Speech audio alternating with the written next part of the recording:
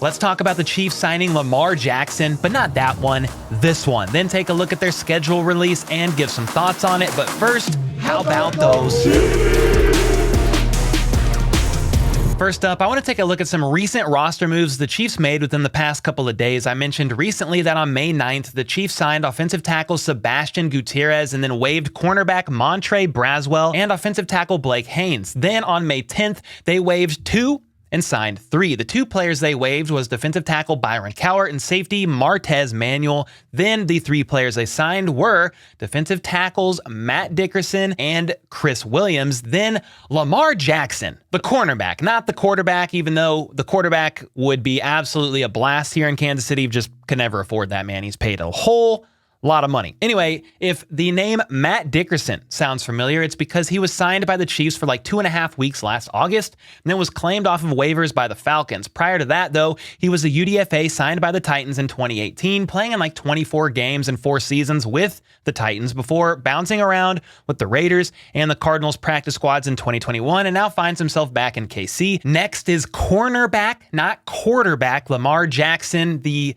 former player out of Nebraska who was signed as a UDFA by the Jets in 2020, playing for them as well as the Bears and Broncos before landing in KC. He's 6'2", 208 pounds, and ran a 4.58 40. And this signing's cool with me because it adds competition into the already very young cornerback room. He's only started 6 games in his career, but hey, he comes with a few years of experience in the league, which can be helpful and adds overall competition in that young room. The last on this list of players signed is defensive tackle Chris Williams. He's another UDFA who was signed by the Colts in 2020 and remained on the practice squad until 2021, where he has since played in like 13 games, only recording 6 tackles, and is now another body on the Chiefs' 90-man roster. Will he make the team? No idea. I have no idea if any of these guys will make the team, to be honest, but the Chiefs are continuing to move pieces around with certain positions to try and find the best fits, and they will continue doing this for months to come before the cutdowns to the 53-man roster. All right, next, the Chiefs' schedule. It's officially out. Most of you know that by now. It was released last night by the team, 7 p.m. on Twitter,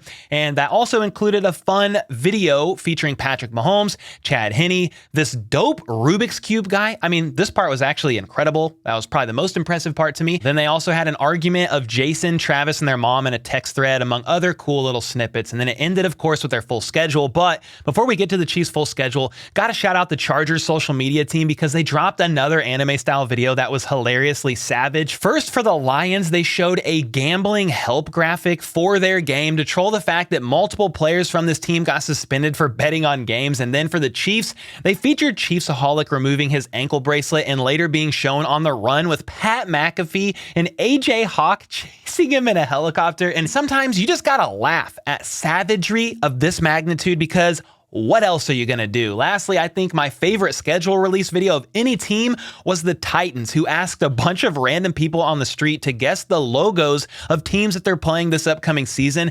And some of the answers were so bad that they were just absolutely hilarious. For example, the Seahawks were labeled the Pittsburgh Eagles. The Falcons were called the Red Stallions. The Saints were labeled the St. Louis Rams. The Bengals were the Boston Bobcats, and the Jags actually do not exist. God, that is great. You guys have to go watch the full video. It's the freaking best. And from here, speaking of the best, let's chat about the Chiefs' schedule, which includes only 1 noon game that is not nationally televised, 6 primetime games with the ability to flex to a 7th, 3:25 late kickoffs for a broader, wider audience, and then an 8:30 game in Germany. And the only other noon game is on Christmas Day, but it's obviously nationally televised. And here we go. Week 1 kicks off the season at Arrowhead on September 7th against the Lions at 7:20 p.m. And this will be the first time these two teams face off at Arrowhead since 2015. And I believe this is also the first time Mahomes and Jared Goff will go head-to-head since their Monday Night Football game in 2018 that ended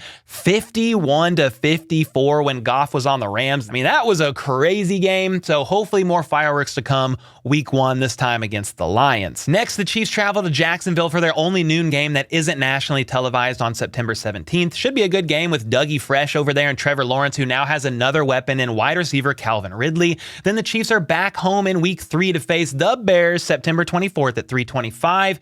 where Nagy will be facing off against his former team. Then week 4 should be one filled with fireworks in New York as the Chiefs face Aaron Rodgers and the Jets on October 1st for some Sunday night football.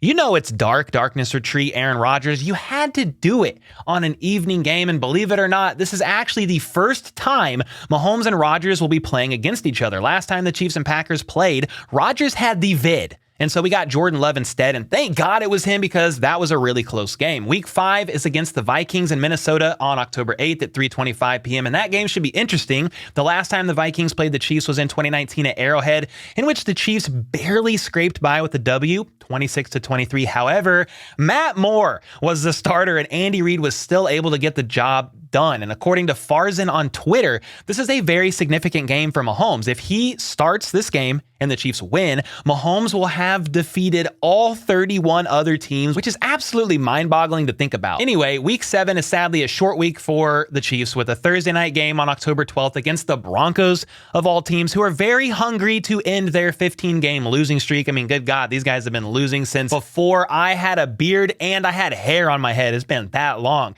Thankfully, though, this game is at Arrowhead, which hopefully helps a bit for KC despite the short week, and they keep the winning streak alive. Week 8 is another home game against another AFC West opponent in the Chargers, where the Chiefs are coming off of a mini bye to face the Bolts at Arrowhead on October 22nd, 3:25 p.m. Then week 8, another AFC West game, their third in 3 games. They fly to Mile High Stadium, playing Denver for the second time in just 3 games on October 29th at once again 3:25 p.m. This is a lot of 3:25 p.m. games. Crazy. Anyway, they then fly to a land far away, a land flowing with great accents and even better beer. That's right. Week 9 is in Germany, where they face Tyreek Hill and the Dolphins, who is probably very sad it's not at Arrowhead because of all the trash that he talked. I guarantee you, Clark Hunt was like, yeah, we're going to lock in the Bears at home, and we're going to play the Dolphins in Germany because I'm not giving Tyreek satisfaction of stepping foot in Arrowhead. I don't think it was that serious, but he's not getting his chance to throw up the peace sign at Arrowhead,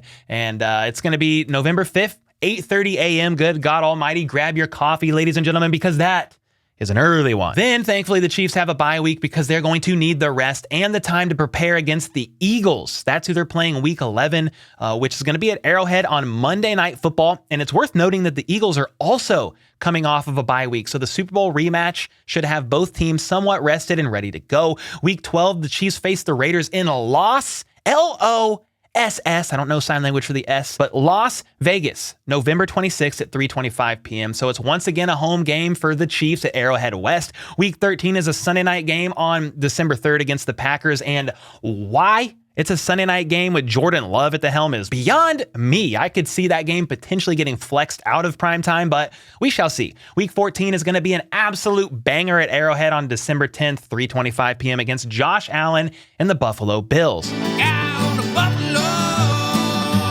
These games are always a wild ride, so I expect nothing but fireworks from this one. Week 15 is another Monday night game on December 18th, but this time it's an away game at Gillette Stadium to face Belichick and the Patriots. And I'm sure this game is going to be absolutely freezing. Should be a good one, though. Then for Week 16, the Chiefs will actually be playing on Christmas Day, ho, ho, ho, against the Raiders at noon in another nationally televised game. And honestly, I'm looking forward to Patrick Starr roasting the Raiders as Patrick Mahomes completely annihilates their entire team. This is going to be a wonderful Christmas present. All of Chiefs Kingdom get a nice big old W against the sad, poor, miserable little rodents called the Raiders. The next game for Week 17 is actually on New Year's Eve, and that is a 3:25 game against Joe and the Bengals at Arrowhead. This game could potentially decide the 1 seed in the AFC, and we all know this is going to be a hard-fought game against a great team, but please, for the love of God, Chiefs, win it. Then for the last game of the regular season, the Chiefs will play the Chargers either on January 6th or 7th in what could be a game where the Chiefs rest their starters as the 1 seed is already locked up, or this game could decide their fate for the 1 seed, or maybe even the Chargers' chances at another postseason run, and could be a battle down to the wire. Chargers always fight the Chiefs real hard, so if the Chiefs don't have the 1 seed locked up, expect this one to be an absolute shootout. if they do have the 1 seed locked up and rest their starters, I could see the Chiefs losing here to the Chargers. I don't know that it's going to matter at all. But with all that being said, here's a few more thoughts here. The back half of the schedule is wild. Eagles, Bills, and the Bengals all at Arrowhead, which is nice, but wow. On top of that, there's also divisional opponents in the Raiders twice and the Chargers in that back half of the schedule. I mean, good thing the Chiefs heat up in the back half because they're going to need to be firing on all cylinders for pretty much every single game. I think the Chiefs will win around the same amount of games they've won since Mahomes took the helm in 2018, which has either been a 12-win season or a 14-win season since he became the starter. And they'll more than likely, I've already mentioned this, be fighting for the top seed in the AFC. What teams do they lose to? Dude, I don't know. Probably 1 or 2 teams we don't expect them to lose to. Trap games, which I don't know if those are a real thing, but we could predict them, beating the Bears or beating the Vikings, and those are going to be the easy games, and then they end up, having a bad game and lose like they did against the Colts last year. Hopefully, man, they win 14, 15 games. They're probably going to lose to 1 or 2 teams that we do not want them to lose to in very close shootouts like the Eagles, Bills, or Bengals. But dude, I hope they win them all. I would love if they went 17-0, but we know how hard it is in this league. You have to be firing offense, defense, special teams almost every single drive, especially against some of these great teams that they're going to be playing in the back half of the schedule. But with all that being said, that's where I want to get your thoughts on this schedule. What game are you looking forward to the most out of any game? And then what do you think the Chiefs' record is going to be at the end of the regular season? Let me know your thoughts in the comments down below. And until next time, let's go. Let's freaking go. How about those?